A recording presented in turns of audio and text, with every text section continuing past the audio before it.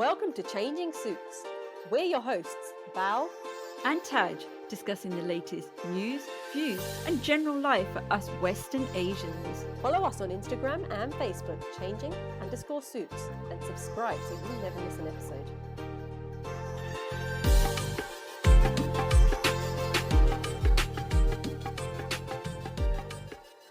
Hi, welcome to Changing Suits. My name's Bal. And my name's Taj. On this week's episode, me and Taj got thinking, what do we need to do about our health and well-being? And since we do the Wellbeing Wednesdays posts, we thought it was really important to get someone in that is a professional that can really talk to us about, our bodies, exercise, and food. So today we've got Manjit, who is a health scientist, who is a business owner of Absolutely Fit Studio. So without further ado, can I get you to introduce yourself as well, Manjit? Thanks, ladies. Yes, my name is Manjit Dol. I'm a body transformation coach and a health scientist from the Absolutely Fit Studio. And what got you into fitness, firstly? If I give you a little bit of background, I started with my health and fitness doing martial arts many years ago when I was about 3. My father was quite heavy into martial arts. My family come from a Nihang background, and that kind of stuff was always around. And I struggled from ill health, if I'm going to be brutally honest. Also had dyslexia, still have it, surprise, surprise. And the only thing I found that I enjoyed doing was martial arts with my hands. So I got into that basically from an early age. And I represented England. I've won 11 English championships, European kickboxing titles, British championships. I didn't know any You of were that. expecting that, were you? And I stalk you on Facebook a lot. I didn't see any of that. I don't know if I should admit that.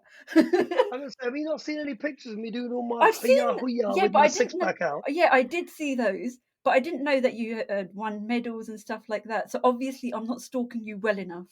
To be fair, actually, to be fair, I don't really mention the martial art background on my social media a lot, if I'm honest. I don't. I used to look after professional athletes in my early days when I started this business because that's all I knew, but that wasn't the niche I wanted to hit.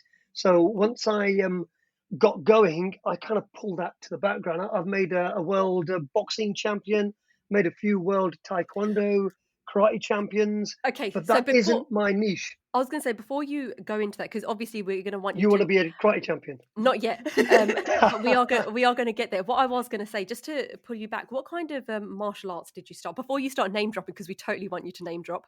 What were the type of martial arts you started from 3, and how did you find each of those?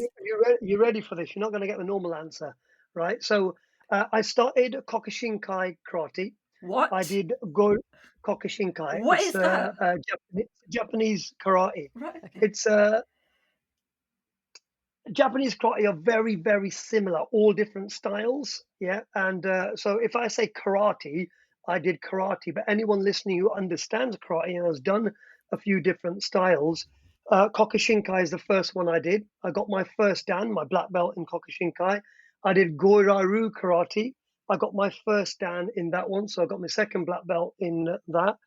I did ECKA kickboxing, English Contact Karate Association kickboxing, which was quite new back in them days. I got my first dan in that as well. I did Lagar Kung Fu. Are you just throwing names at us? Because now I'm like, I have to Google all this. Do it. I got one more. Yeah, I haven't finished.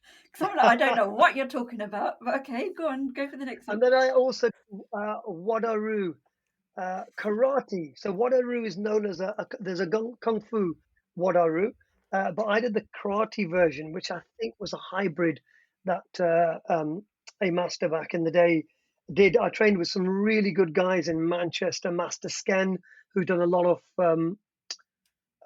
stuff in films and stuff like that. So my background was very heavy. I didn't know it. I couldn't read and write, or it was perceived that I wasn't very good at reading and writing. The typical Punjabi family. I fail all the exams in Pardani and all that kind of business. He ain't studying, he ain't doing this. And being dyslexic, I really struggled understanding words and letters and moving. That to me they would look different to when I would write them down. And even now, if I was to write down everything I just said to you, I'd be there for a week. And I'm not even joking. There's two questions I've got. And I'm going to talk about the dyslexia first because you've said coming from a Punjabi family. Again, on the whole South Asian, we're very similar to other cultures as well. But how did your family take it when you were diagnosed with dyslexia? Did they understand it? The thing is, Bal, I wasn't diagnosed until many, many, many years at school when I was growing up. Right? They didn't really know much about dyslexia, so I was put in the remedial group. So obviously, all the kids called it the fit group. So I was in the fit group. I was quite proud of being in the fit group. I'm going to be brutally honest with you. Yeah. I liked it. It was a bit of fun, and I wasn't expected to do well in education. So it didn't really bother me, if I'm going to be honest. But then when it got to exams and stuff, it was just too much. I couldn't handle it. And being in the fit group, or remedial group, sorry, Mm. being in the remedial group, I think my highest grades in the CSEs would have been C grade or something. And in my brain, family saying to me that, "Inu padhna nahi aunda, he doesn't know how to read and write. And latta hi marna aunda, bas that's it." Because all I was doing is winning martial arts competitions and I was and gonna, stuff. That's I all. was gonna say, well, then you knew how to kick ass instead. So, There we go. And to be fair, my family were very much, we do heavily believe in Saint Soldier, Sant Sabai. So being able to have some martial background wasn't a bad thing in my family. It was very much encouraged. And because at the time, it seemed like I couldn't read and write. I got E's and F's when it came to my final exams, and didn't work out for me. But my family were quite relaxed, if I'm going to be brutally honest, because my brother was academically quite switched on, and I wasn't. So they were like, "Jello, there's Balanced it one out. that is." Then it balances out a little bit, right? And but I did put a lot of effort in, right? And I put a lot of effort in, and I failed. And my family, my dad was all right with it. He was like, you put a bit of effort in it, it is what it is. But I didn't do enough. Really, I was skiving school and all that kind of business. Then when I went to college, I managed to get myself onto A levels, even though I'd failed everything. Quite a sweet talker, I guess. Huh? So No, I got myself I onto do A. want to know how you done it, to be honest. Well, I told them everything that I've achieved in my martial arts, I can do that when it comes to reading and writing, but I haven't applied it because I was too focused on that, right? So they believed me. And then I did the Salesman, it sounds like. A level. You have to win it when you're self-employed. And then I did the A levels, and in the A levels, I got a U, and U. So I did chemistry, biology, maths, right? And I got U, or Ulu, Ulu, Oh Ulu, as my God. dad called it at the time. Oh Right? no. And he wasn't very happy because I've missed something out because I deferred them. So I did my first year, then I did my second year, and I realized I was paying too much attention doing my martial arts and not studying at all, even though I had a tutor, and I probably did 50% studying, which for someone of my academic level, that was not enough, nowhere near enough.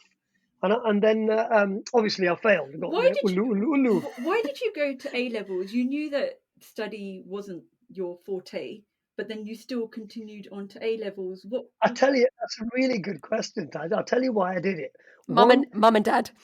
yeah, one, it was mum and dad and the whole uncle, aunts, daya, chachi, all of that peer pressure. Yeah. Being one of the eldest in the family out of all of my cousins, right? It was a little bit of pressure to go to university, be the first in our generation to go university. My oldest cousin brother, he went to university, and then it was like my turn, and it was like he should be going university because that's the next progression. So there was a bit of peer pressure that way. The other one was other people telling me that I can't study. He doesn't know how to study, doesn't know how to do this. I'm a very much like, if you tell me no, I can't do it, I'm going to go and try and do it. I'm one of those kind of people.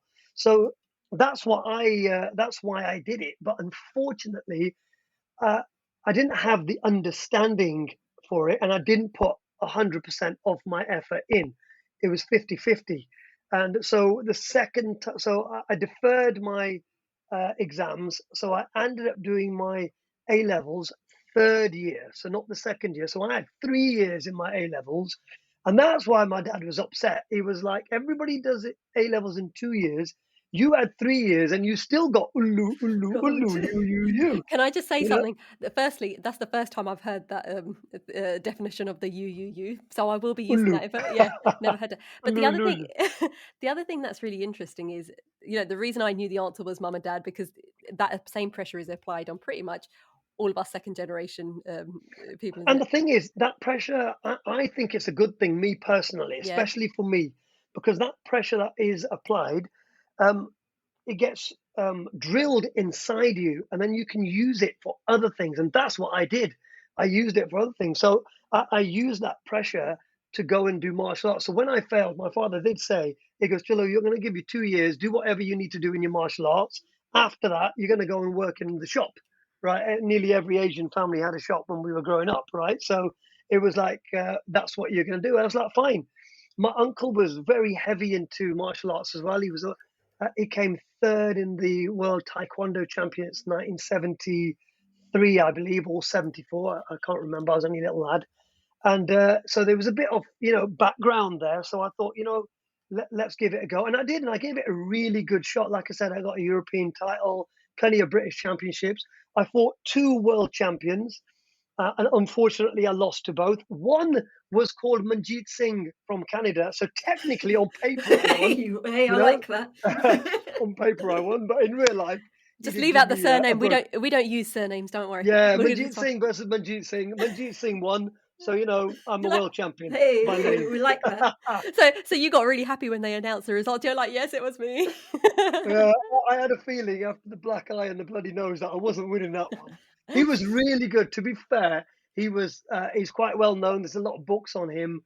He was really good back in the day, and We'll tag him I in. was not. Yeah, I was not a patch on him, if I'm going to be brutally honest. But I managed to get myself into the final, and it's always a good achievement. I like the way that you span it, because usually we'll say, okay, our parents done this and the negative impact it had.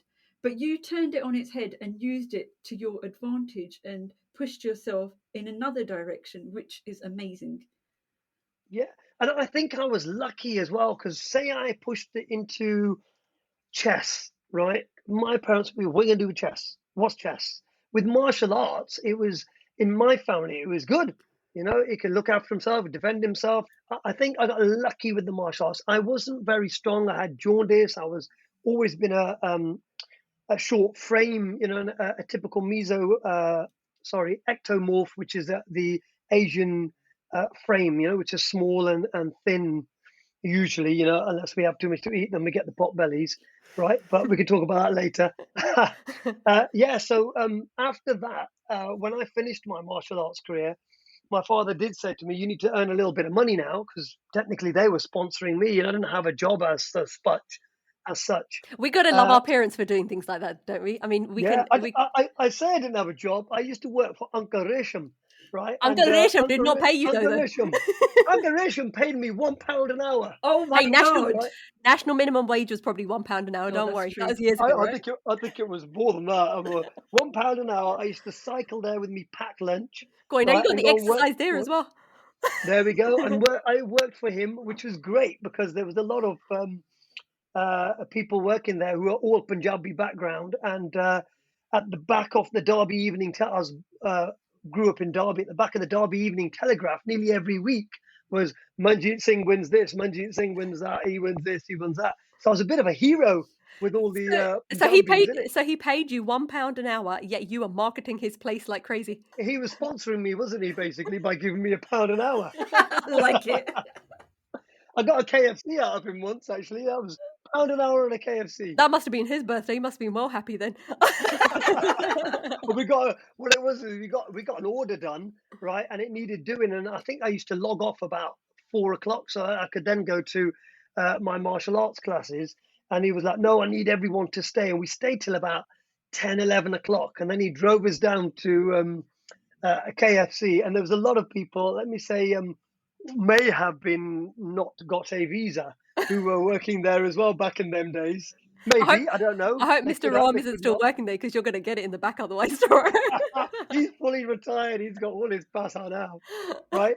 And so we went there, and a lot of them were fresh from India and had never been into a KFC ever in their lives, right? And I am talking back in the late 80s now as well, or maybe in, I think it was 80s, right? And they'd never seen a KFC before. And we got there, and I like to sit on the table up with all the Punjabis, a little bit older than me, and I sat with them. And one of them said, "What's that?" He pointed at the KFC used to give you them little refresher things. You rip it, and it's lemon flavor, and you clean Yeah. your hands with it, Yeah. Yeah. right? Because the chips and everything gets quite sticky. So he said to me, he goes, "What is that?" He goes, "Pa, yakiya." And I looked at it, and I like having a bit of a Oh laugh and a no. joke, right? So I opened it, and I told him that it's lemon to put on your chips and nimbua. Oh I go, my you open it, god. and I unwrapped it for him. It's like a sheet, like an A4 sheet, and I'm a bit like this. So I unwrapped it, and I put it like that, and I said, "You put it on your chips." That's out Right? of order. So yeah, so he goes, "Really?" I said, "Yeah." So we opened it up. He smells it. He goes, "Yeah, it definitely smells of lemon." And he put it on his chip, mulled it all over his chips That's, like that, that's so right? bad. This And I is was what just you could. watching him.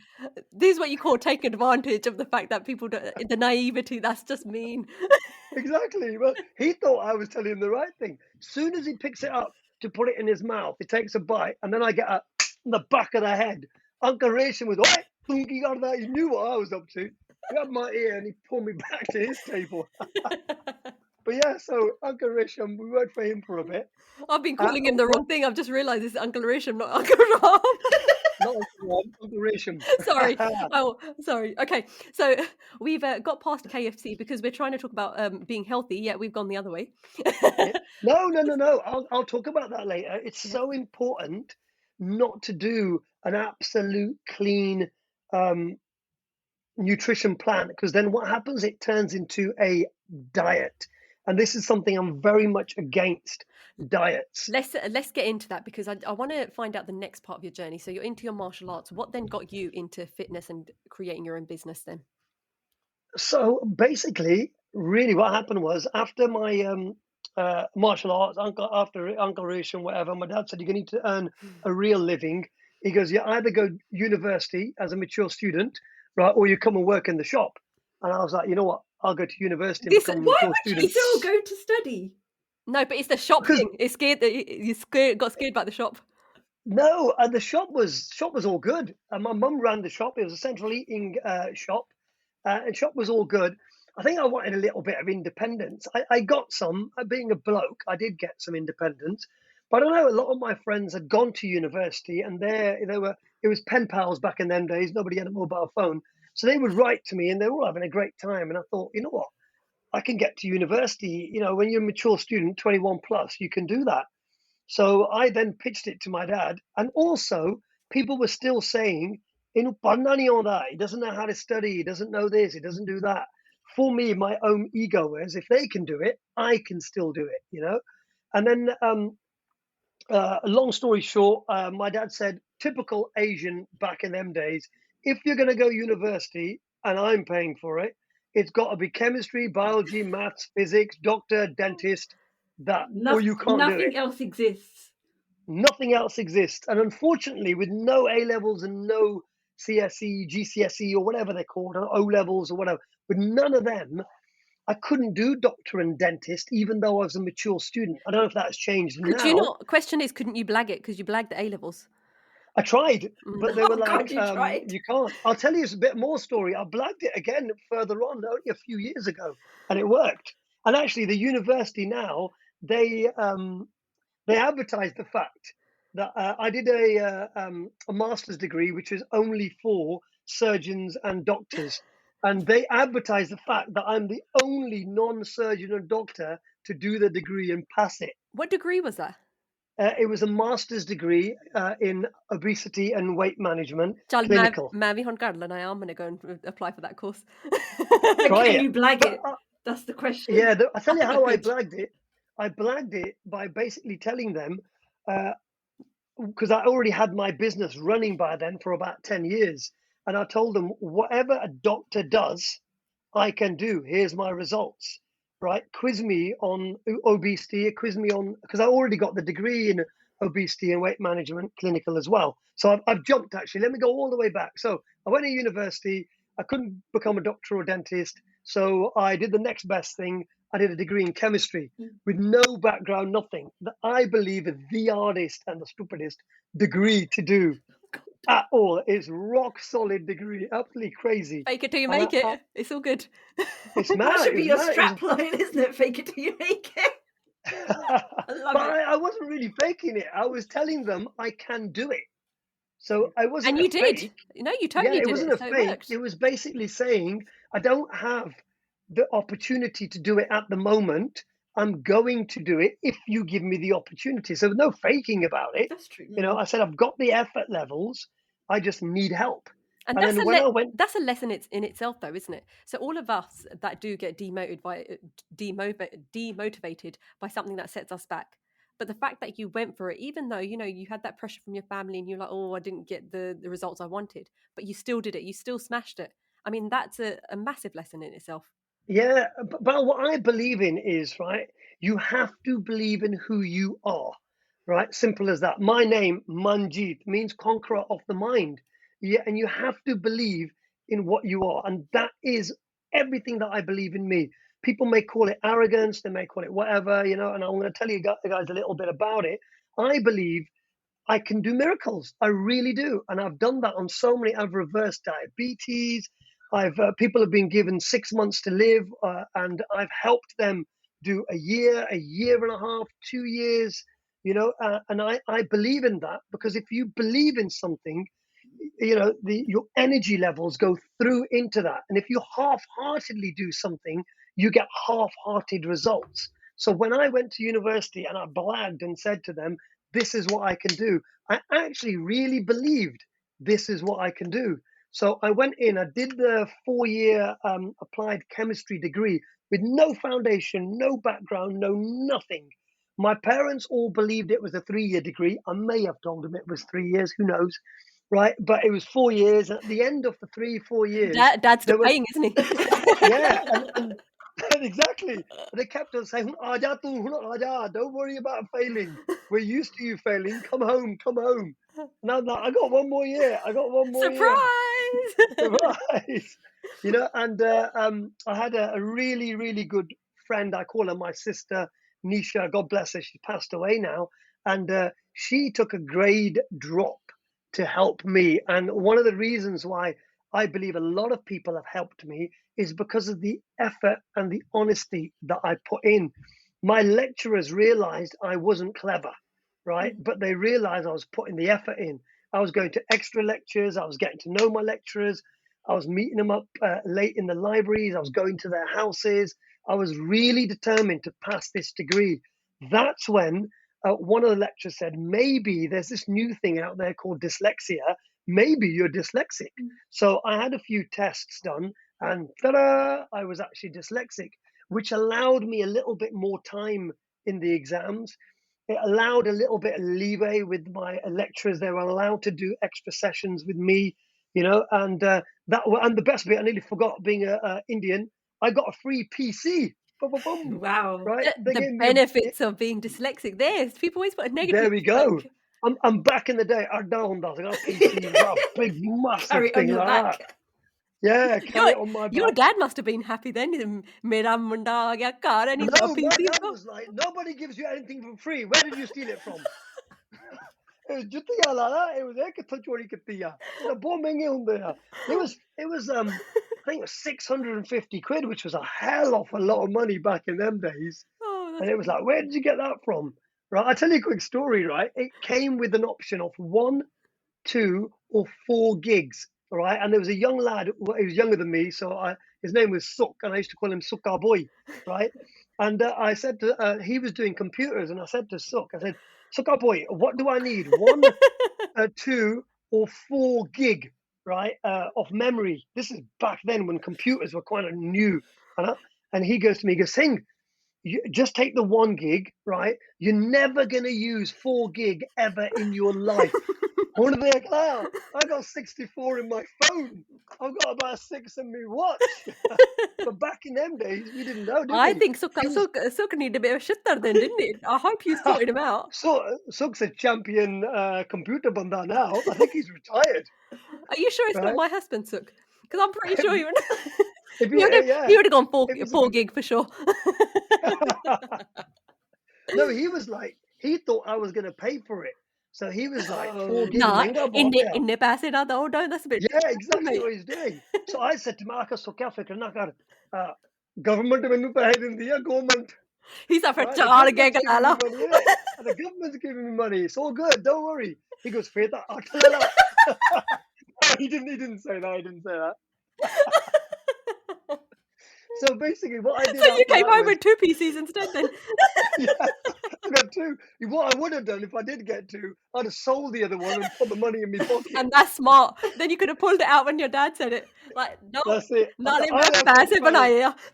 yeah. I'd have got a brownie point for that. So once I did my degree in chemistry, I then got a job in pharmaceutical science. So it was, to be fair, it was food chemistry first. Then I went into filter tow, which were the filters for the cigarettes. And then I went to pharmaceutical chemistry and came here to the sunny Swindon. And then with the company that I was at, sometimes sunny, once a year, right? I'm I asking love why. I love the optimism. Once a year, but you only Once a remember that year, it's sunny. still sunny, isn't it? It rhymes with S, right? And So does snowy. every Indian that I met in Swindon at that time was called Sunny. No, you're making that up. It's true. I still know them. You met one guy that is called Sunny, and that's Taj's brother-in-law. That's it. I met 3. If you got a brother-in-law called Sunny, Yeah. that'll be 4 when I meet him. Well, you don't know if it's the same one that you've already been friends with, those 3. Oh, that's true. That's true.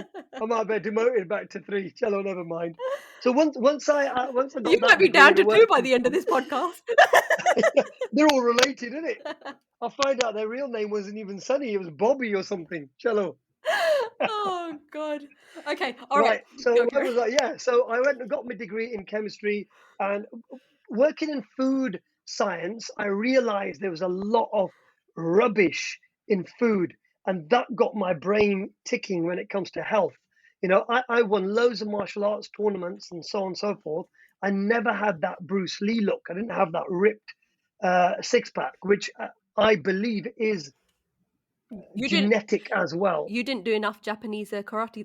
That's what it is. That's why you didn't get the Bruce Lee look. I'll tell you why I didn't get the Bruce Lee look, because I wasn't doing body shaping. I wasn't doing physique. Okay. What I was doing was I was doing how to exercise. It's fit for function. Everything you do in life is fit for the functional, fit for the goal. And what I was doing was I was trying to protect my face and learn how to fight. That was it. My nutrition and my exercise was nothing to do with six pack. At the time, it was all to do with my fitness and my speed. I didn't have a lot of power. I had to move out of the way and hit them more times than they hit me. So that's why I didn't have that six pack, because my focus wasn't on a six pack. It'd have been nice to have a six pack. All the English and Jamaican and African colleagues that were competing with me and against me, they had better physiques because I believe, and I did a lot of research on this, because of genetics at the end of the day, So when it come to my degree, I did my chemistry. I worked in pharmaceuticals. From there, I did a master's degree in analytical and pharmaceutical science. Again, that gave me a bit more in depth into pharmacy and medicine. And I got into medicine trying to help people. If I can help people and earn money, that was my goal. That was my main objective. So that's why I got into pharmaceuticals. I love that goal. I think it's something. Thank you. I think it's a fan. Genuinely, I mean, I've got to that point in my life where I'm like, what am I doing? What is the purpose of whatever I'm doing professionally? How is it benefiting me? Exactly what you've just hit the nail on the head. Of You got to be how does it happy in benefit? yourself. That's it. So from there, I got my masters, and then I understood and whatever, and then It was 2009, and my wife got made redundant. We got, like every Indian, got plenty of houses. One of the other house that we had, the tenants in there got made redundant as well. And then my company were going through redundancies, and I got a compromise agreement. So I took the money and ran basically, right? A bit like a redundancy, but I took the pennies as well. And I decided then that I got a daddy, right? I don't have to listen to my parents anymore. Yeah, I've got a wife, Yeah, I I've was got going a to say, you've got to house. listen to your wife instead. Yeah, I got to listen to a wife instead. I got a house, right? I don't have to listen to the reason why I got into pharmaceuticals a little bit was because family were like, become a scientist, do this, do that, da da da da da, Hannah. And then I thought, what I enjoy doing is I hired myself a few years before I left Cattle and Farmer Solutions in Swindon. Before I left that, I wanted to change my physique. I thought I'm older now. I'd love that six pack that I never had. I could chase it now. And then I enrolled in a coach, Paul Baxendale, who I don't know if you know anything about bodybuilding. Dorian Yates, one of the most um, celebrated, and he's got the most trophies than any British bodybuilder. He's one of his students and fellow colleagues that trained with him, Paul Baxendale. So he then taught me. And what he basically said to me, he goes, Manjit, use your chemistry, use your biochemistry, use your chemistry, use your pharmaceuticals, use that science and figure out how the body functions, figure out how it works, and apply it onto yourself. He goes, I will teach you the muscles and how to lift correctly and stimulate the muscle and get that muscle mass, right? But I can tell you the nutrition that I know, but you can go in more in depth with the background that you got. And that was 2 or 3 years before I left Catalan, and that's when the light bulb started to shine. That hang on a minute, I actually understand this better than most other people. And then when I did leave, it was a panic first. It was like, I need a science job because I was a senior manager and that's what I needed. I don't know anything else. So I went up and down the country, and it was a recession time. No one was hiring senior managers. And one senior manager I went to see, I even lied. This was a blag, a real life blag. I brought my CV down because I wasn't getting any interviews. So I pretended I wasn't a senior manager and I was, just a standard analytical scientist or whatever. Nothing standard about analytical scientists. But I dropped a few grades down. And then when you go into the interview, they can realize who you are when they're interviewing. And he sat me down and he said it was a 3-day interview. And on day one, straight away, I was smashing that interview to bits. I used to interview people for that role and knew exactly what to say and what to do. So I was smashing the interview. We sat down in the interview and he said to me straight, he goes, there's no CCTV here. He goes, everyone, we're in a recession and everyone's losing their jobs. He goes, and I'm scared I'm going to lose mine. So there's no way I'm going to give you this job. I looked at him. I thought, that's not nice. You can't say that. And he was like, no way in this world you're going to get the job. You want to stay here and do the 3-day interview? Up to you. But I'm going to make sure you don't get that job. Simple as that. And I was like, oh. I then left that room because there was no other questions. That was it. He was all right. Cheers. He goes, you want to ask me any questions? You can do, but I'm not asking you any because I'm not giving you the job. Oh my Oh, God, wow. that blatantly. Simple as that. That blatant. To be Because fair, he didn't waste the rest of your days, though, right? You only did it in one two day. things, right? One, that's my positive. He didn't waste the rest of my day. I got into the car. I said goodbye to the HR ladies who thought I was brilliant, but they were like, "Oh, where are you going?" I said, "I've changed my mind." Right? I went into the car. Telephone boxes back in them days. So I phoned my wife and I told her what happened. I said, "I'm coming home." She goes, "No, go back, complain, rah rah rah." And I was like, "There's no point because he's the one who will decide ultimately, and he's going to use somebody else as a better fit than myself." And as I was driving back, it was in Cornwall, so it was a long commute anyway, right? I had to stay there over the weekend. As I was driving back, I then thought to myself, you know what? Fair play, because if I was in those shoes Yep. and someone switched on and they're clearly already a manager, knows what I know or maybe knows more than me, I'm scared to lose my job. So I wouldn't give him a job. You know what you did wrong, though? You knew the role and things really well, but you forgot to dumb it down, didn't you? I got excited in it because everyone was saying, "Bully, bully, bully! Look at Yeah, him, that's he's the really issue. good." That was the issue. Yeah, Yeah. and I was like, "Right, let me show you what I can do." I just thought it was the job role. They're going to give me job role. I Yeah. don't care. I just needed a job. Yeah. I was actually planning to go back to Swindon Yeah. when the jobs went back up on it. And then as I was driving back, when you've got a rejection like that, and you're driving, a 4-hour journey becomes a very long 4-hour journey. And that's when I thought to myself, you know what? I'm going to do what I enjoy doing. I'm going to open my own business and I'm going to do health and fitness. I was already a qualified personal trainer just because I love education and I wanted to do that, and part time I was teaching personal training at the college anyway. So I knew that people didn't know anything as far as I'm concerned. And I don't mean it in a arrogant way. I'm saying it like I believe. I'm confident in what I do. I have loads, hundreds and hundreds of results to prove it. So, I was very confident that, what, I reckon I can do it. I never run my own business before, so I had no idea what I was doing. So that's when I decided that I'm going to do what I enjoy doing. So I turned my hobby, exercise, fitness, nutrition, and health, into my job. The hardest thing I'd done in my entire life. And I did it Punjabi style. I just dropped straight into the river without knowing how to swim, kick a punch, kick a punch, kick a punch, and automatically, if you don't drown, you swim, one or the other, right? And I managed to, touch wood, do well. The business has been running for 14 years. And during that time, I felt I needed re-educating. So what I did was I did another degree at the University of South Wales, which was a Bachelor of Honours in obesity and weight management clinical.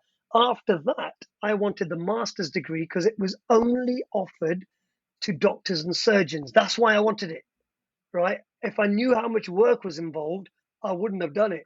But because it said it's only for doctors, so I went back to the university and said, look, academically I can do this. I've got a master's degree, I've got 2 honours degrees.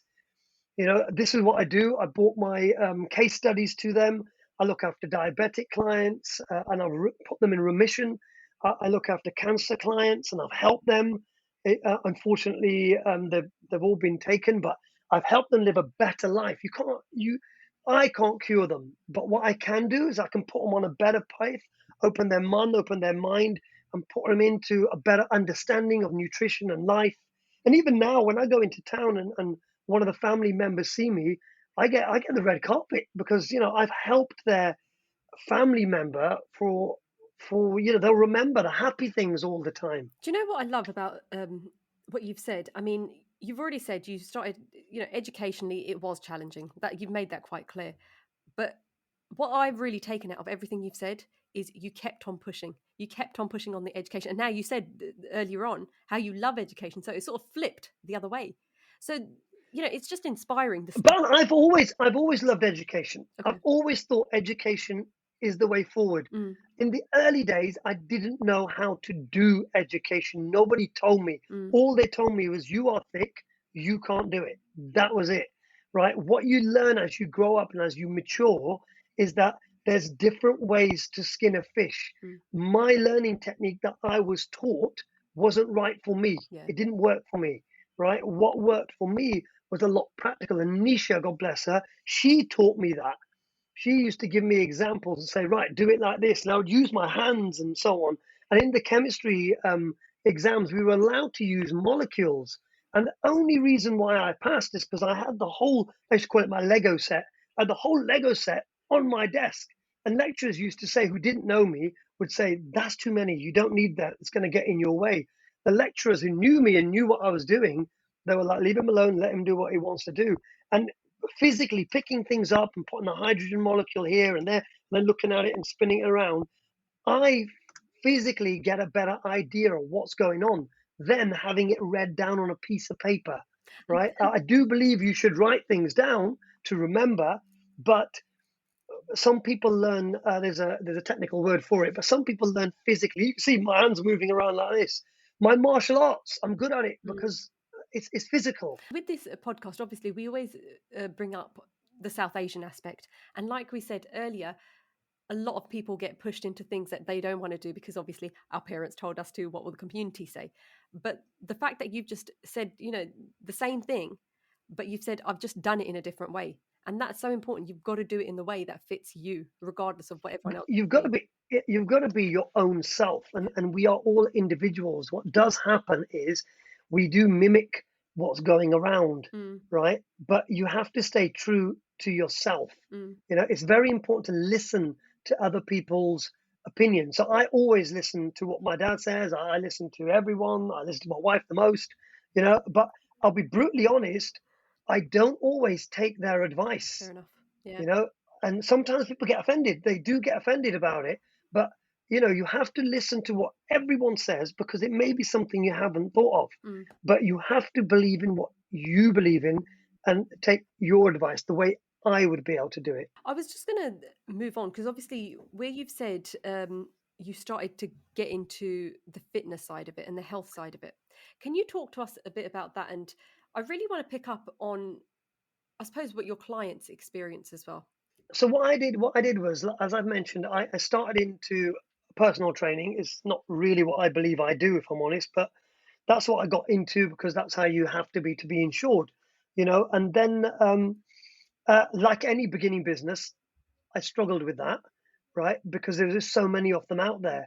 And then it's all about being individual. And what I wanted to do was I wanted to look after people's health. That was the main thing. I didn't want, for me, I wanted that six pack. I achieved it, brilliant. But it's not what I wanted to do for other people. I didn't want to teach anyone martial arts, none of that, right? That's separate to me. What I wanted to do was get people healthy and fit, right? Luckily, the byproduct of the way I do it is that they do lose body fat, they do increase muscle mass, their endurance gets better, their mindset gets better, and if they do it for a longer period of time, they can achieve that six pack. But that's the byproduct. So my goal then was to make people healthy mind and a healthy body. That's why I got into obesity and weight management degree. Even though my chemistry, my biochemistry side was still more inferior to anybody else in the Wiltshire. No one was as qualified as me. I still wanted to do more so I could bring my business and my knowledge further. That was it. And the One way I study was very different. one of the things that you said was that you shouldn't diet, that you shouldn't cut out junk food. Are you saying you should make it part of your daily life? Can you Yeah, elaborate a bit more on that? What you yeah, mean? Taj, basically, Taj, it's all about, right, what your goal is. People come to me all the time, and the first thing they say, weight loss. And the first thing I say back to them is, I don't do weight loss. There's the door, right? That's when they're like, oh my God, what do you mean you don't do weight loss? And at the studio, we've got hundreds of before and after pictures on the consultation wall, on the celebrate our results. It's very important to celebrate them, and all of the Instagram and the Facebook Absolutely Fit pages, they're all there. Occasionally, I'll put it on my own private page as well. But, they look and they go, but that person, didn't they get weight loss? I said, no, the goal here is fat loss. Right? When you do fat loss, that's when you become healthy. When your focus is not on the weighing scales and your focus is on losing adipose tissue. And for us South Asians, we put adipose tissue, fat tissue inside. We put that on relatively quicker. We're prone to diabetes more than anybody else. Ethnicity around the UK, there's about 40% more chance if you're South Asian that you can get diabetes. And all of this kind of stuff comes from genetic backgrounds, which we can go into a little bit later. But to answer your question, so what I do is I do a healthy living plan. Healthy living, yeah. I don't count Manjit, any calories. talk to me because I'm about to write this down. Go for Lekla, it. right? I do healthy living, which is a balance diet, right? Everything has to be, I call it nutrition. Diet is actually the right word because diet is what we eat, what we think. But diet has been with the media turned into something negative or positive, however you want to look at it. But a diet becomes taking things out of your nutrition. What I do, and Jasmine, who works with me, what we do is we put food in to your nutrition. Because what normally happens is people are lacking stuff. As human beings, we are designed to be vegetarians, to eat vegetables. You're Okay. going to say something. Yes. So how do we find out what we're lacking? And I don't know if it's blood tests, but this is where I am because I'm on this journey that you're about to speak The about. best way to do it is blood test. Blood That's test. the best way, Fine. right? Can I mention a few Go for it. www dots? Go for it. Yeah, yeah. Yeah, so there's a really good company that I use for my clients quite a lot called Medichecks, right? And if you go to medicheck.co.uk, I think it's called, or medichecks.co.uk, you Google it, you'll find it. It's a nice red logo. And if you need any help, give me a shout. They are brilliant when it comes to blood tests, but there's millions of tests out there because they're a little bit like me. They get all excited and they chuck all their products at you. And if you don't actually understand it, you could end up buying the wrong one. So with full blood tests, that will let someone like me know your hormonal count and your total oxygen and your bloods and the whole lot, and that's really important because that can be a great starting point. What I do for majority of my clients who do not want to invest in that, or they get one from the doctors, which is nowhere near as in detail, what we do then is I do a lifestyle questionnaire. So people always say to me, is this, it's not an apple, but is this apple good for me? Is this banana good for me? Or somebody told me lychees are good. Are they good? And I'm like, good for what? I don't know. Chill out. Yeah. So in the lifestyle questionnaire, I ask them, surprise, surprise, about their lifestyle, what their goals are. I sit down with everybody, has to have a consultation. The consultation is individual. So I have set questions, but I go into different tangents depending on the way they answer it. So when I have a profile of what the client past experiences are of nutrition and exercise, their mindset and physically, and then have an idea of what their goal is, what I believe their goal is, and then what they believe their goal is. Then I can paint a picture of what I need to do with their nutrition. And what I do with everybody is I do put them on a clean nutrition plan. Clean basically means things that we were designed to eat that come from the ground or off a tree or whatever, food that you make yourself at home, because at the end of the day, processed foods are everywhere. A lot of people, what I always say, what feedback we always get, testimonials we always get is coming to Manjit and Jasmine are absolutely fit. We now know what is healthy. We didn't realize before. I thought XYZ was healthy, but now I've realized it isn't, because a lot of people come and they have their own nutrition plan that they've Googled. You've got someone like me who's got more degrees than anybody I know, but you're not going to listen to me. You're going to go on Google instead, where every Tom, Dick, and Harry who doesn't even have a degree gives you their opinion. 2 questions. So I'm going to forget what the second one is. So I'm going to mention both of them. So we will at some point come back to it. First one, where you said what we should be aiming for. Surely the aim should be those optimal levels of every vitamin, the right amount of protein, this, that, and the other. And obviously, depending on what our body weight and all that sort of stuff is, I suppose that changes. But is that not what you'd be? Correct. You answered your own question there, right? There is no real ideal range. This is a marketing trick, That's right? interesting. I don't do any calorie counting at all. Never have, and I've gone down to 2.5% body fat. Bal's been stalking me. She's seen the pictures, right? Taj So, has. I'm not a social sorry, media. Taj has been I'll put stalking. my Bal hands hasn't up been to stalking. it. Sorry. Bal, don't worry. You can start stalking me now as well. I will. It's all good. Right, but Taj has been stalking me. She's seen the pictures, right? There's truth in it, right? And none of that is done by weighing anything or counting any calories. So this point of calories, so you must not be impressed with this new law where you have to put calories on everything if you don't agree with that. No, I hate it. I think it's stupid, Mm. right? What it is it's fit for function. There'll be some people out there who are eating far too much junk food. By counting your calories, you will reduce the amount of junk food you eat. Then it's balle balle, that is fine. Yeah. But my process, what I do with my clients, it doesn't work because the way I get them to reduce their calorie intake, right? Ask any person who counts calories, what is an actual calorie? What is it? What is the scientific definition of a calorie?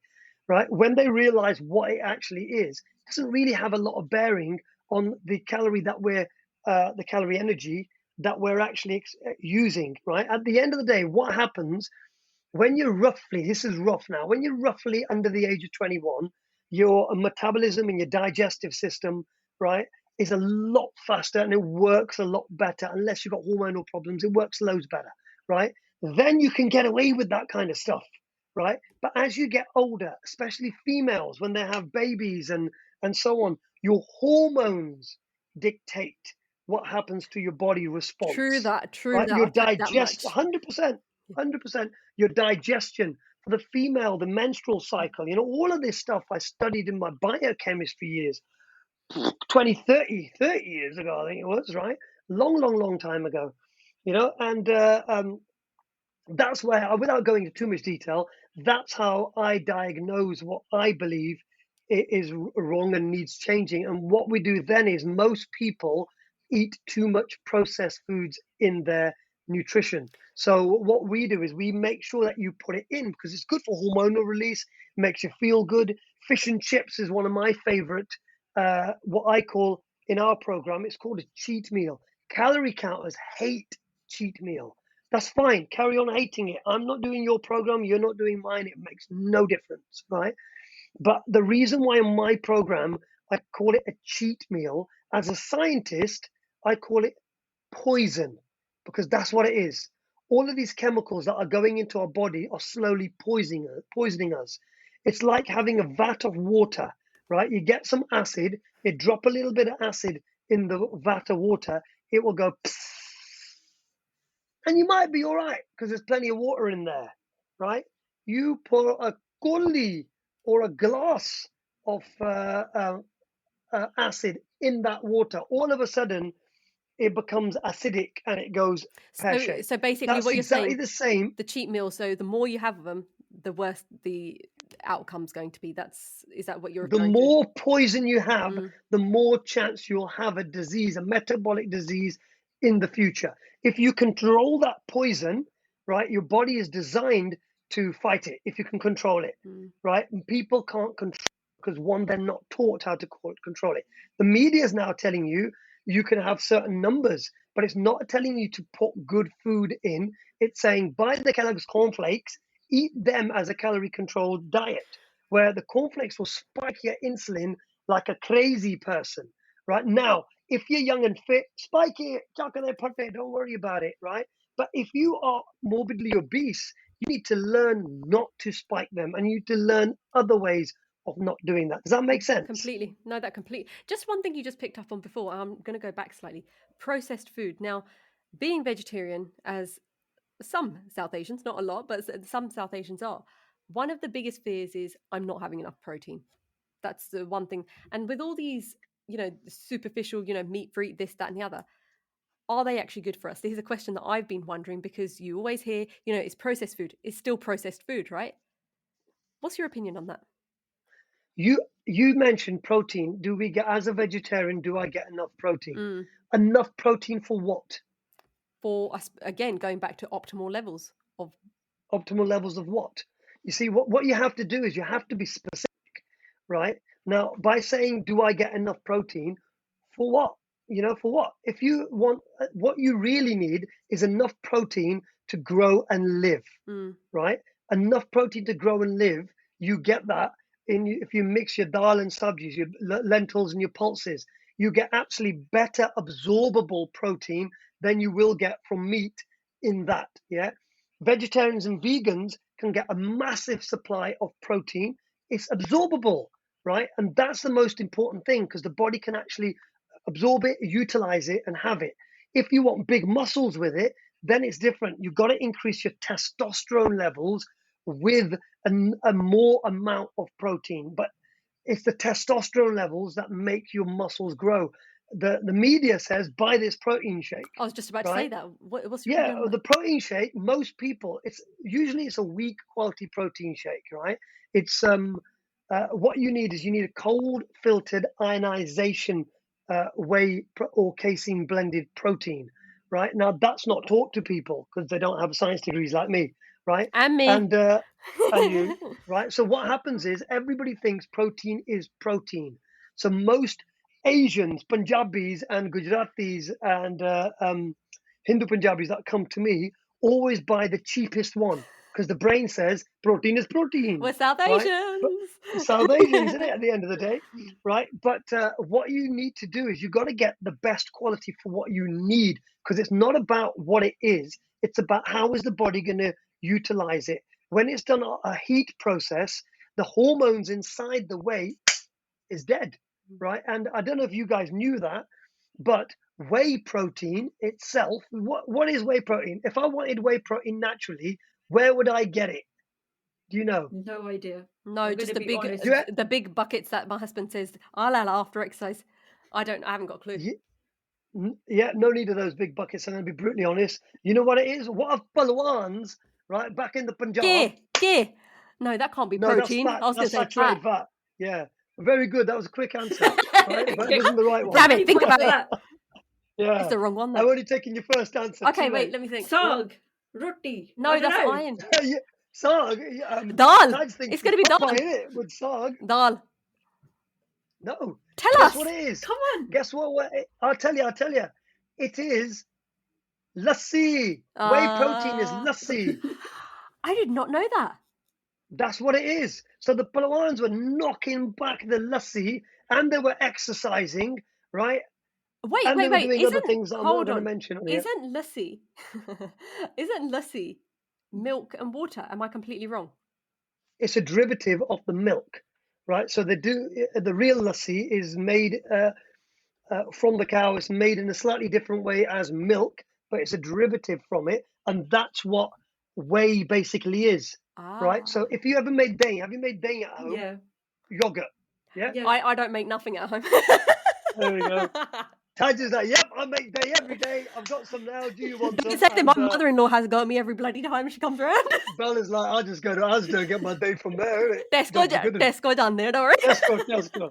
If you go to Tesco, I'm going to use your example now, Bal, right? If you go to Tesco and you buy your live set yogurt, right? And you open the yogurt, right? When you open it, over the top, bunny down there, a little bit of water. That's your way. You throw you know what you're doing? You're doing this. Real life whey, right? You're getting real whey and you're chucking it away, and then you're buying the powder, which is crap and weak and rubbish, and you're scooping that instead, isn't it? That's exactly what I'm doing. doing. My gosh. What you want to do is you mix your day up, knock that back. That's what you want to be doing. Okay. I'm giving my secrets away now. Okay. This is really important, actually. I'm going to go into this lassi business because I hate lassi. My dad used to, it's disgusting. However, I am going to take your word on it. I'm no more of that rubbish away because it's way too expensive. I always say, don't believe a word that I say. Go and do some real life research. I listen to my husband, and that's obviously not the right thing to be doing either. I'm happy for people to believe in me. You know, a lot of people do. That's why they pay me, right? But I do always say to people, don't take anything from anybody, right? Just because they say it. Because in the Instagram, which I don't understand, right?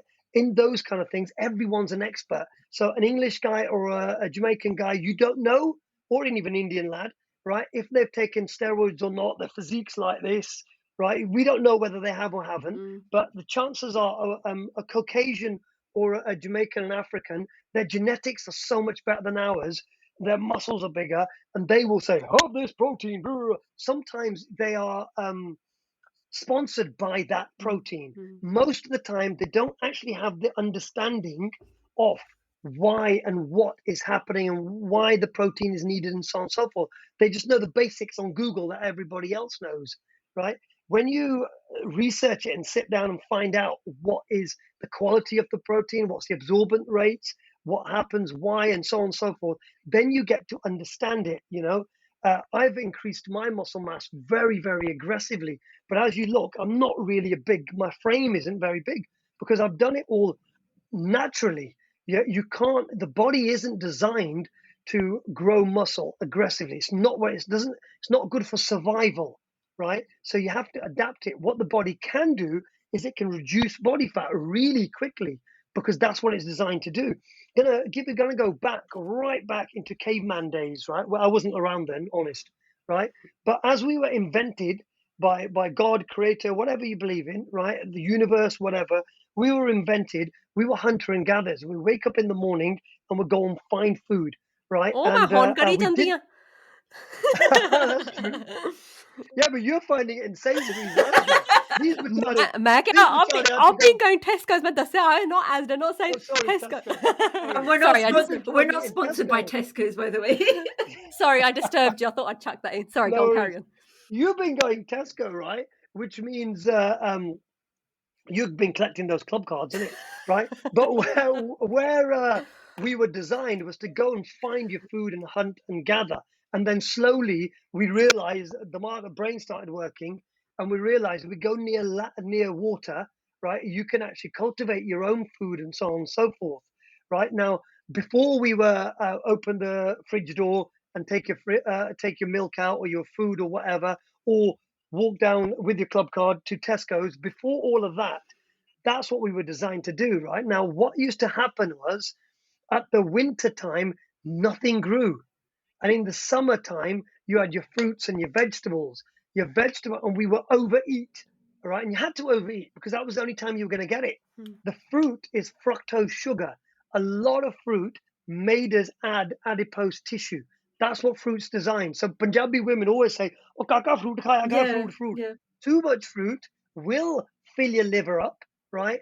Because it only metabolizes in the liver fructose, and then you will add adipose tissue. You will get fatter, or add fat, should I say, right? That's what we were designed to do as human beings because you'd eat the vegetables for your digestion, right? And it was raw back in them days. And then you'd eat the fruit, right? And if you got the right fruit, you stayed alive. If you got the wrong fruit, you'd be dead because it was poisonous. But then we learnt, right? Trial and error and all that business. Then come the winter, harsh winter months with the overeating and the excess body fat, which we would put round the stomach area. And I'll go into a minute why we put it round usually the stomach area, right? We put it around that area because of starvation. You're not going to get any food. So the body was designed to store fat very, very quickly. Now, other countries got civilized very, very quick. The India, North India didn't get civilized as quick as the Western and so on and so forth, right? Our living conditions were different. But then I'm not going to go too much into this. This could be another topic, right? Then when the British rule came over, the South Asians had at least 31 recorded famine periods. And in a famine period, what happens is your genetics change for survival, right? So what has been proven, and I could talk in detail later about this, is that generationally, since those famines, which were only in the 18th and 19th century, right? Generationally, that puts an effect on the next generation. It makes them want to add fat on quicker so they can survive. Then the following generation, and then the following generation. Now it should be with the food that's available because we can buy the food. It should be that we don't do that. But what's happening, this is what I'm doing for my PhD at the moment, scarpophenia. Oh, yeah, I forgot to mention, I'm also doing a PhD. you didn't Pretty mention funny, that I look here, you know. Did I mention it? you didn't mention it Where'd no you get time I'm to mentioning study it all now. this? Oh my god. So next time, Adirat, in the middle of the night is when I study it. so we are honored that you're using tonight for the podcast 2 questions I've got out of what Go you've for said it. firstly fruit how good is it to OD eat lots of fruit because obviously we're told that fruit is fantastic but obviously we know that there's fructose there's those sugars that do cause us to increase our fat that's the first question Fruit yeah is fantastic. Anything natural is a superfood. You know, people talk about broccoli and all that kind of stuff. Anything natural is a superfood, but it's knowing when and why to have it. If your goal is fat loss, then you have to control all the sugars, really, if I'm going to be honest with you, right? But the fructose sugar, you need to control it. And what I do with my clients for fat loss is they have it for their breakfast. There's a certain type of fruit I get them to have for breakfast because it's easier to digest. Then they'll have it for their mid morning, again, depending on what their goal is, because fruits contain different types of salts and vitamins, minerals. I'll give them a certain breakfast for a certain fruit for there. So, fruit usually is I get them to have it round about daytime, right? It's not because it's time specific. It's not time specific, right? It's because that's the way I get them to control it with their mind. So they know then they've only had X amount of fruit in the day because it stops. Yeah, and it's all about control. To get someone's results, you've got to be able to control them. That's what a coach is. I know, Bal, you're doing coaching as well. Something, if you haven't done already, NLP is very, very good for coaching. Mm. I've done a lot of coaching qualifications myself because that's what I do. I'm not a personal trainer. I'm a health scientist, and I coach people into it. And when you coach them, you have to get into their head and do what they do. So for me to get my six pack out, to get lean, very easy because I'm already in my head. And this is what For comes me to down do to, that, isn't it? It's what's going on in your head. It's the habitual things that you're doing, because it's not going to yeah, happen with one session. you first got to acknowledge that you're doing something wrong, Mm. right? For a lot of Asians, we don't like doing that. I'm always right, yeah, but you've got to acknowledge something's going wrong. Then you've got to acknowledge that you want to do change. Then you've got to find out properly what that change is. And then the hard bit is you have to apply that change. And then the only way you get results in anything in life, in business, in education, in relationships, in body transformation, is consistency and accountability. You got to do it again and again and again and again and again. And you got to be accountable. Or you get someone like me or yourself as a coach to be accountable for you. But that's it. It's as simple as that, but as difficult Mm. as that. Going back to what you said about eating fruit, quite a lot of people start going out and buying organic fruit. Should we be buying organic? You've got to buy what your budget allows you to buy. That's the first Yeah. thing, right? Nothing, unfortunately, is 100% fresh. Even though I eat lots of vegetarians, I always joke I'm a proper meat eater. Every meal I have meat in my meal, virtually every meal, right? Definitely every single day. I'm not saying it's a good thing. I'm not saying it's a bad thing. I'm just saying that's what I have, right? But I always joke that I also eat more vegetables than a vegetarian, right? The vegetables are the most important thing of all, right? Your question, Taj, again. Sorry, I went off tangent slightly. Organic. Should we be buying organic? Organic, yeah. Um, Again, it's to do with your own budget, right? Now, real organic, you don't get that in this country. I used to work in soil science, Is there where we anything used to you go haven't down. done? If you want to learn something and you want to be the best at your trade, you've got to learn everything, but you've got to learn everything which is in your field. Mm. So whatever I do, I don't do all. So I wouldn't do all food science. I don't do all soil science. I will only do what subject matter I need, which for me is to do with the body's physiology and health and fitness. That's it. If you ask me about food, I know Bal mentioned it earlier. If you asked me about how to cook food and stuff, I'm not a chef. That is not my speciality. The food that I eat for me to eat, because I've been eating it for many, many years, I'm good at that because I've only learned how to cook that style.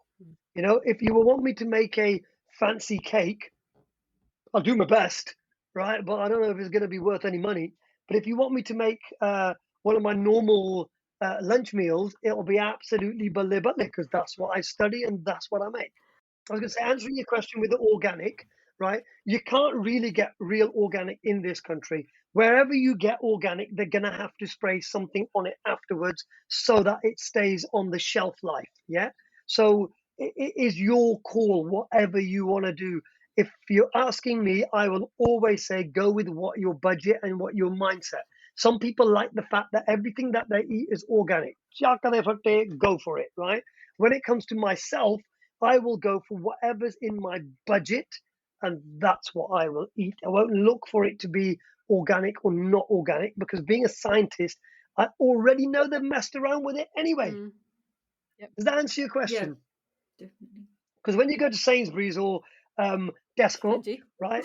When you go to Tesco's, you will find their organic range, and then you'll find the non-organic range, right? They're still strawberries. Mm. It all to do with how your body will digest and utilize it, right? So on an average day, I will always go with the cheaper option, me personally. When I'm getting ready for a photo shoot or something like that, then my brain says buy the organic one because there may be a chance that it's a little bit better, but my body will be able to digest it. So if you're already obese and you're thinking organic or non-organic, then the chances are both of those strawberries to you, because you're obese and your digestive system isn't firing, they're both the same. Mm. Go for the cheaper one. Does that make sense?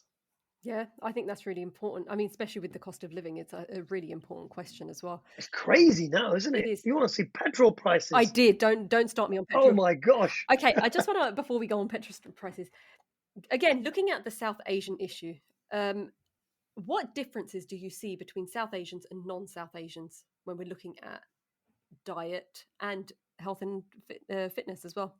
The first thing that we always get as Asians, right, is that it's the cultural barriers, right? We're always told to do certain things. You know, when I mentioned about the Palawan, first thing you said was the ghee, Mm. isn't it? Ghee straight away, because that's what we're told. That makes you big and strong. Technically, yes, it does. You know, saturated fat helps your testosterone, which can add muscle mass, but too much saturated fat doesn't do that. And the problem with Indians is, or South Asians, I get all of them. I get Indians, Pakistanis, Bengalis, I get a whole lot, right? The problem is that we find one thing, right? And then we just jump on top of it, right? I said to my dad once, right? My dad, quite a few years ago, he still drinks a little bit, but as he's old and retired, he doesn't drink as much. But he used to drink quite a bit when I was growing up. And so I said to him, kiwi fruit can help your liver, right? So a milk thistle can help your liver and stuff like that. So he was like, brilliant. So what he does is he goes down to the Pakistani food shops in Derby and he buys a full petti of That sounds like kiwi our fruit, dad. right? Full petti of kiwi fruit. And he has And one I of them. told him have I said to him have one. He buys the whole petti of kiwi fruit and he puts it in the dal, in the sabji, in the roti, in the whatever you are, bang it all in I'll there as tell you a well. funny story after this as well. And then a few weeks afterward, he goes, Kaka, mera to ted hun bahut kharab ho gaya. Right? My stomach's got all upset because because I've had too many kiwi fruits. I'm like, who told you to eat that many? Tu kehna laga? You said eat them. And I no, I said have one for your breakfast. But that's what happens with a lot of South Asians. They hear one thing and they jump onto it. And that's one of the barriers that I got to fight with them. The other thing is genetics, right? And it's understanding. What, that our I'll parents are give you a quick, crazy? yeah, I'll give you a quick example as well. When it comes to rice, for example, right? I get my clients to have a good source of complex carbohydrates. Rice is a great one. For my Caucasian clients, the Western clients, I tell them to go with whole grain rice because it will spike their insulin less. It's easier for them to digest, and all sorts of other benefits. For the South Asian, especially North India and so on, I tell them to go for basmati rice. Now, basmati rice will cause problems and can cause problems to Caucasians and Jamaican, African, and so on, right? Reason being is it hasn't been in their genetic diet for years. For us Punjabis, especially, it's all we have. Basmati rice is what we make in the paddy fields. That's what it is, Do you know So what? On you've that got to point, eat. can I just say something? This is something, it's going to be a bit of a, when they say go back home, I know that's a racist term. However, looking at our genetic makeup, this is something I've always thought, the color of our skin is made up from the countries that our families have originated from. And what you've just said is the same thing. Basmati rice was originated from the areas that we were Yeah. from. Do you agree with that concept of we are adapted to the areas we're from? And obviously coming to the West, it has really messed up with our genetics and so on and so forth. As a scientist, 100% I agree with that. Okay. So many papers I've read on it, and it's really important to put that factor in. Mm. There's a few people out there who are very good at the Instagram, Asian lads. I haven't heard the girls say it, but they're like, our genetics are no different. And people say that Asians can't lose body fat quicker. Yes, they can. You're just doing the wrong things. He's probably taking steroids if he really thinks that's true. When you do the research, there is a giant difference. And what that I've been doing is about the famines and how the body has the biochemistry has changed, and how the DNA and RNA really changes, and so on. But that's a different subject. But yeah, I'm 100% believer of that. Going back to you saying, go back I know that was a home, bit of a, right? but I wasn't trying to say in a racist way. What I was trying to say is that's the point I was trying to make. Our bodies are adapted to from where we were from, not in a racist way. I genuinely didn't When mean it that. comes to our nutrition, right, our thinking has to have the foundation of go back home. Mm. If I'm going to be honest with you, right? And that's what I was going for, That not said, not the racism. yeah, yeah, I know, right? You can still eat Western food. I eat a lot of Western food, but the bottom line, being a Punjabi, I'm not going to speak for the rest of the South Asians, but being a Punjabi, right? We like color, sound, music, vibrant. The flavors of a food have to be, they have to bang out in your face. I cannot eat plain boiled chicken, boiled rice, boiled vegetables. I need mirch masala and onion, ginger, garlic. I need a good torka in my food, man. I cannot eat it. I go crazy. And you have to, every day, my food is Punjabi style. That is it. And you have to have that because that's what works with my genetics. Maybe my grandchildren and their children, it may change, but where I'm the first generation out of my family to be born and bred in this country, uh, I still have the DNA from back Mm. then. It is what it is. I want to go back to that. Go back home. I've got a little story, right? A few years ago, I think yes, it was. It was the Brexit, and it kicked off here in Asda. Some lad said to this a couple, right? Uh, Go back home. I think what he said was, he said something like, "We've voted you out. You're all going to be leaving soon." This is in the early days of the Brexit, right? And Oh, Jana, what about that? See that we're going to be in it, extra I, Indians in here. I, exactly. And the thing is, for me, I can't help myself. I know I've got a martial arts background. I'm not going to go around beating everyone up, but I know I can look after myself and I hold myself quite well.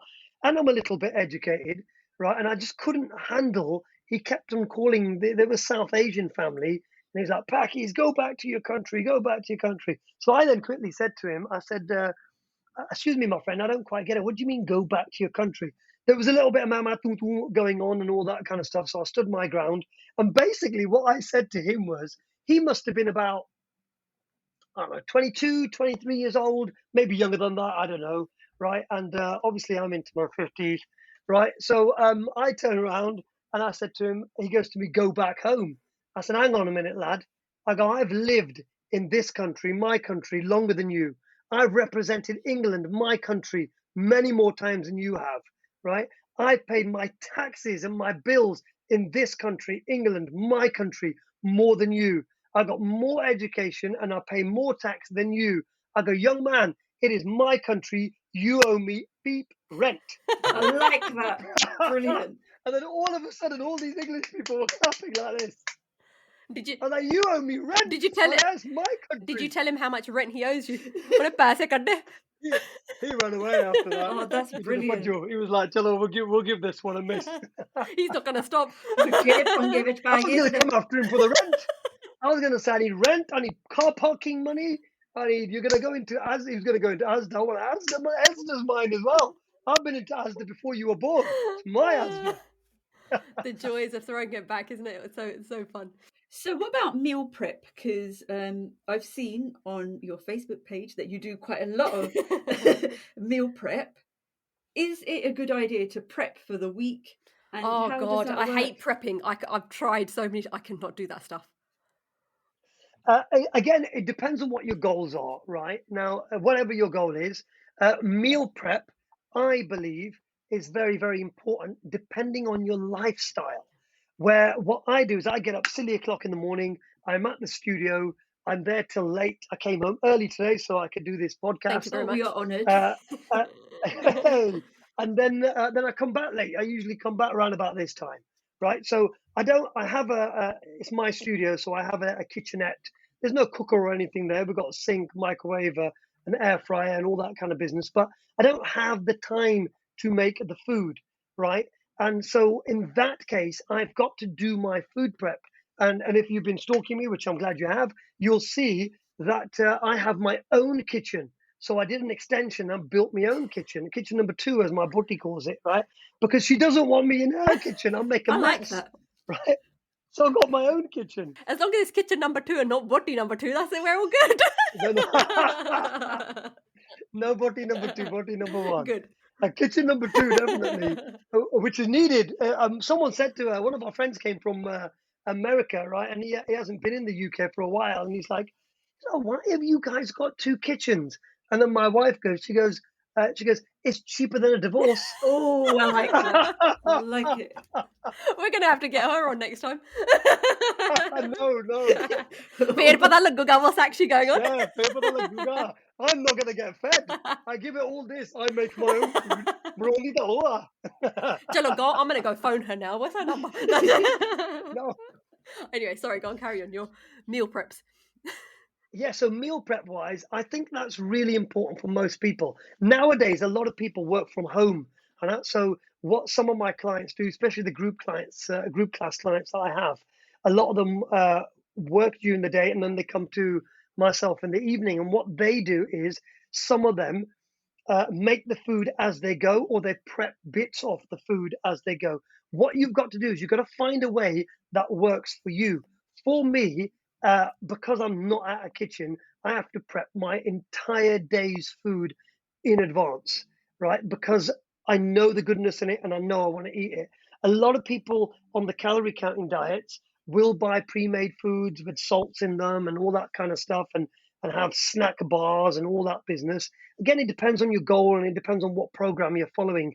But for following my program, which I believe is a balanced diet way, you've got to do some degree of food prep. Okay, it's important because most of the food that I believe you should be eating is natural food that's made yourself, right? And if your goal isn't fat loss, then you can have food made by somebody else, because the thing with making it by somebody else, you don't know exactly what's in it. So if I get my mum to make me some meat jol and some sabji, she will, whether I like it or not, stick a little bit of salt in, chuck something else in that I don't want, but a bit of cream in it or whatever. She's an amazing She's like, cook, मेरे पोते absolutely ने amazing. चंगी तरह खाना आज. That's it. And I'll tell her, that's not what I want to eat. It's too much gear. So I'll be honest with you, when I do go to mum's, it has to be a cheap meal because you can't convince her, right? But sometimes you can go to people's houses and they'll make the food for you the way you want it. But most of the time, you're going to have to do the food prep yourself. And that's a fundamental part. And if you think about it back in the day, especially when I was growing up, that's what happened. Mum made all the food from scratch. She used to make the bread from scratch. After 2 days, the bread used to be rock solid. The bread we have now, it doesn't go hard. Let me tell you a quick story again, right? McDonald's. Can I mention McDonald's? It's too late. I mentioned Done. it, right? We've done When I KFC, so was it should a be fair that we do Oh, McDonald's. it Donna. was, well, yeah. There's other brands as well, right? There's another one that's supposed to be quite fancy, isn't it? Five Guys. I don't think I've ever It's had that. bloody But anyway, expensive. Go on, carry on. is it? That's probably why I haven't had it. ਅਸੀਂ ਉੱਥੇ ਜਾਂਦੇ ਹੁੰਦੇ ਆ ਨਾ ਚਾਹੀਏ. Yeah, I'll pata nahi utte jana. Go on, McDonald's. Anyway, so when I was a lad, we used to go to McDonald's, and this is what we used to do, right? I'm not condoning this. I was just a naughty boy when I was growing up, right? We used to go home and we used to get bread, right? And we used to leave the bread out for a little bit. Ulli lag jandi si, a little bit of mold. So we used to take the mold, put it in the pocket, right? Go up to McDonald's, right? Yep. And I used to work in McDonald's. Oh, The customer's God. always right. That's what their logo used to be, right? So I'd go to McDonald's, order whatever burger that I want, right? Eat half of it. Then pull out the mold and rub it into the bread. Go back to McDonald's and say, "Excuse me, you got the mold in your bread," right? And then they would be, "Oh, I'm very sorry, very, very sorry. Here, have another burger, absolutely free." You Right? were And if I was naughty when really you were growing up then.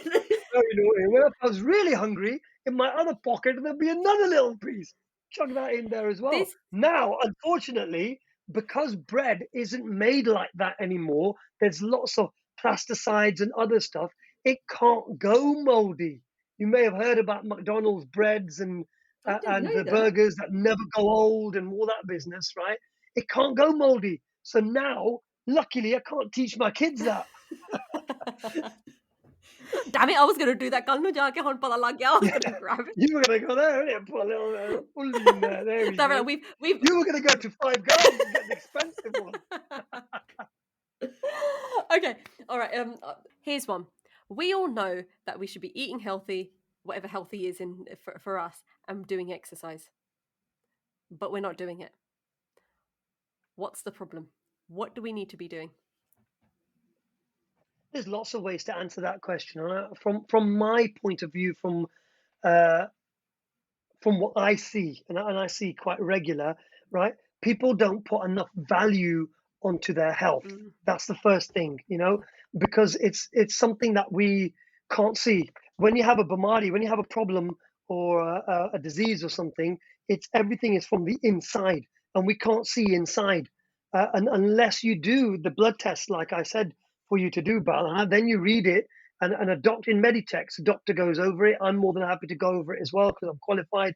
But a doctor will go over it, and then reality kicks in. It's like, oh my God, because all we think is when we look at the subcutaneous fat around us, right? We look at it, we pinch it, we say, oh, that doesn't look nice. It needs to look like that, right? It's already a sign that something from the inside has broken, right? You've got lots of different.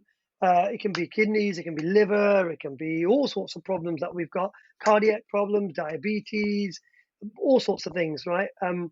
But we can't see any of that. That's the thing. So we are a little bit ignorant to it.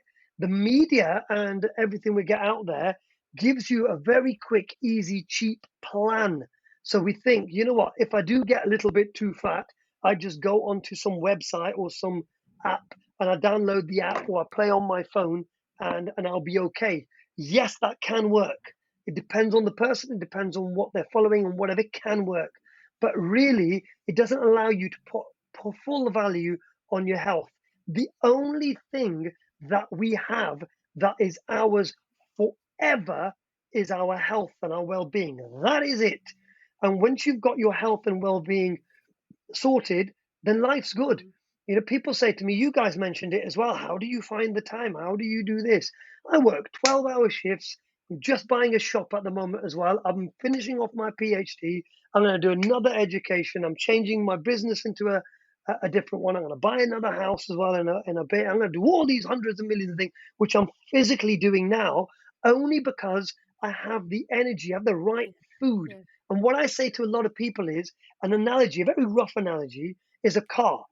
Outside I could have a top of the range, Bale convertible Bentley, £400,000 gaddi, right? Not a But problem. healthy nahi. If I do, But sorry. healthy nahi, Vichari Bentley. The thing is, right, with the Bentley, if I do not look after the engine, I don't do the MOT, the road tax, the service, I look after the brakes or anything like that, that Bentley Bajari ain't going to take me from Swindon to Derby, Swindon to Manchester, right? Ain't going to do it. But if you have parked outside like I have, a Skoda, right? And the Skoda has its service history done, its brakes checked, the right fuel. The Bentley, I forgot to mention, you're putting the wrong fuel in it. You're putting cheap fuel in it, crap fuel in it, red diesel and all that kind of rubbish. It's not going to work efficiently. Simple. It might be the better car, but it won't work.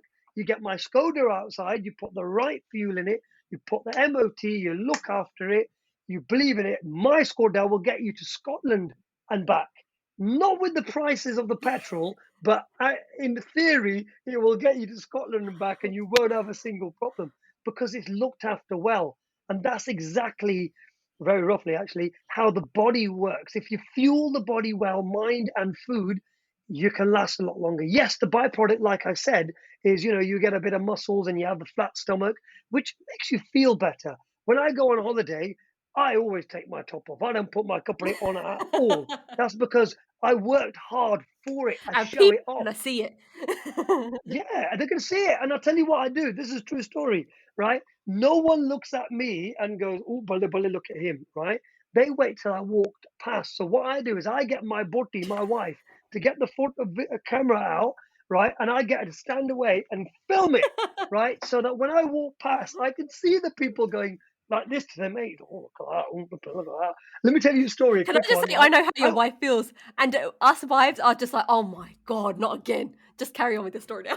That's exactly what she's like. Here we go again. One time, right? I wear funny coloured shorts and all that, and I'm quite animated being a Punjabi, right? And we went to I think it's Mexico or somewhere like that, where the locals are this color, right? It may have been Turkey, I can't remember now. And Egypt, it was before the boys were born. So into Egypt, right? And I'm walking around my six pack, and I walk up. I get up in the morning. I still do my exercise, whether I'm on holiday or not.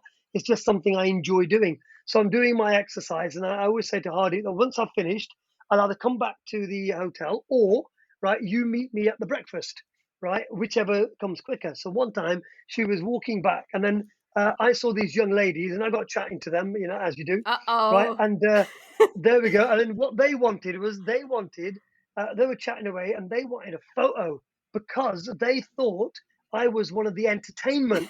So they thought I was one of the entertainment people. I was wearing funny colored shorts like they do.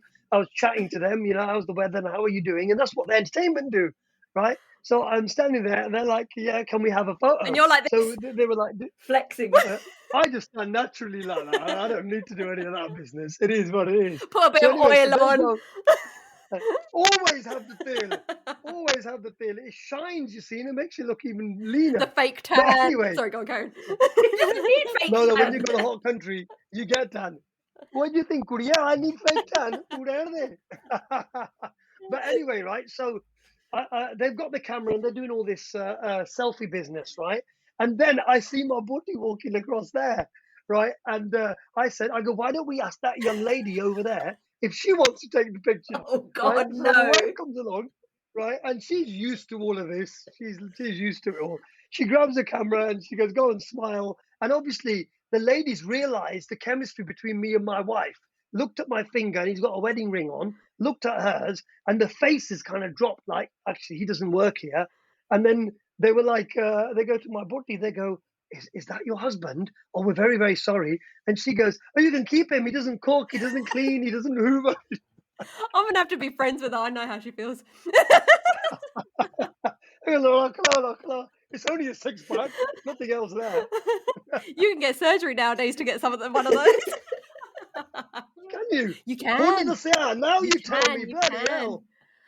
It doesn't look as good though, to be fair, but it's you can pay for it. Okay, just as we do come to the end of this podcast, can you give us some advice for our listeners that do want to really focus on their health and well-being? What should they be doing? First thing is to write down what your goals are. That's the most important thing, right? Be specific in what your actual goal is. What is it that you want? Think about it from a health perspective. If you've got children, do you want to still be there for them? That kind of stuff. Really go deep. What do you want? If you've got a medical condition, what do you want? Because it's so important to have an understanding of what your goal is. A lot of people, their goal is just, I want to lose weight for a holiday. It's not powerful enough, right? And then once you've written down what your goal is, you must write down what your reason why. Your reason why has to be so powerful because the reason why is what's going to get you up in the morning to do your exercise.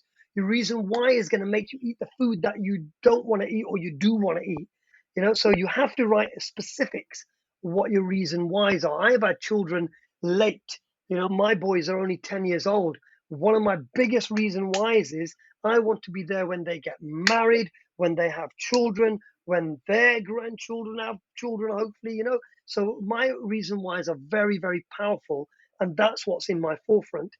With your goal, I do always believe have a picture as well of what you're aiming for. It gives you something to visualize.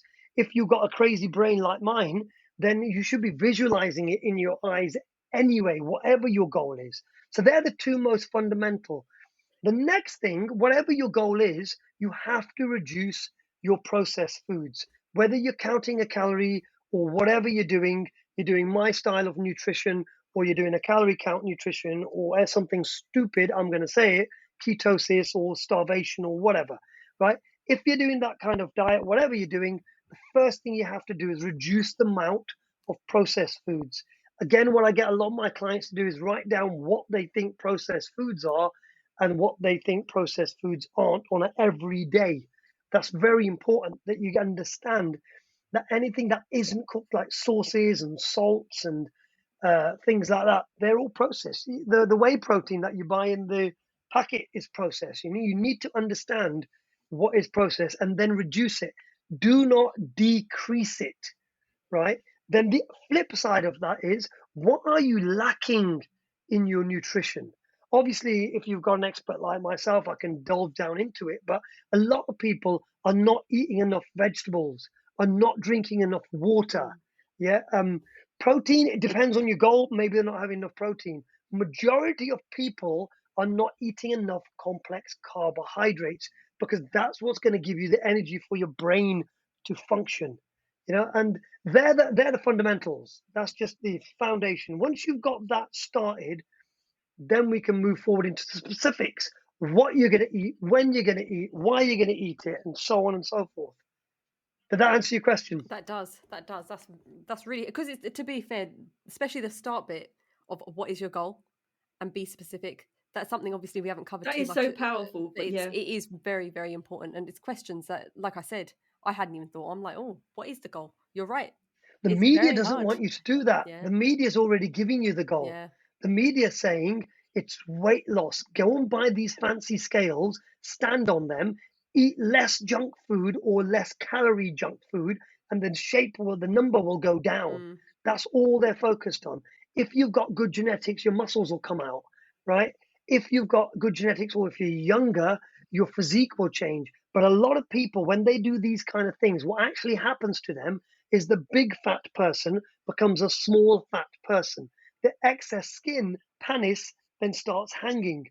None of my clients, have a look at all of my nutrition testimonials and case studies, none of my clients have ever got saggy skin. Some of them have been obese 20, 30 stones, and two have gone from there to six pack with nothing hanging, because that's the hard part.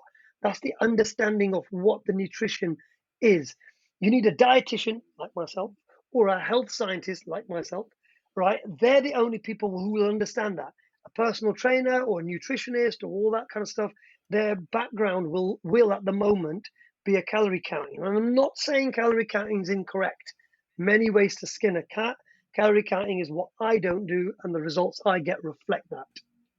And can you give us? Does that make sense? Yeah, no, that's Yeah, perfect. yeah. Can you give us your social media handle? Is that what you call it, Taj? I think. Yeah. So that people do know where to go. Okay. Is that testing you? I You don't got know what language. you. I don't know no language what language that was, but I'll Is tell that you what wrong I then? do Did I say know. the wrong thing then? You didn't. No, I just don't know what you're Okay. talking about. Right. What I do have, I have a Facebook group, right, which is called Lose Weight Without Counting Calories. Feel free to follow me, right? My name is Manjit Singh, DOL. Nobody else spells it like that. I'll be the only one. I'll either be standing with a t-shirt like this, doing this, or I'll have my kit off going like that, right? And that's what you'll find. The company is called Absolutely Fit. The Twitter and the Instagram thing is Absolutely Fit UK. Thank you so much for your time today. It's been, we've learned so much, and Oh, good it's stuff. been, you're very inspirational, and Thank you very and much. I always like having a good laugh. So that's never a bad day, I say. That's what life's about, isn't it? Smile, be happy, and give that love back to everybody you see. One thing Nisha, who I adopted as my sister, God bless her, said to me, she said, Manjit Bai, she was Gujarati, she said, every single person who smiles at you, give them your smile back. And that's a great advice for everybody, right? To smile at them. Anyone who gives you a smile, anyone who gives you anything positive, always give them positive back, regardless of whether you think you like them or not. It's so important to give positivity back to everybody. And on that point, it's goodbye from me. And goodbye from me. Follow us on Instagram and Facebook, changing_suits, and subscribe so you never miss an episode.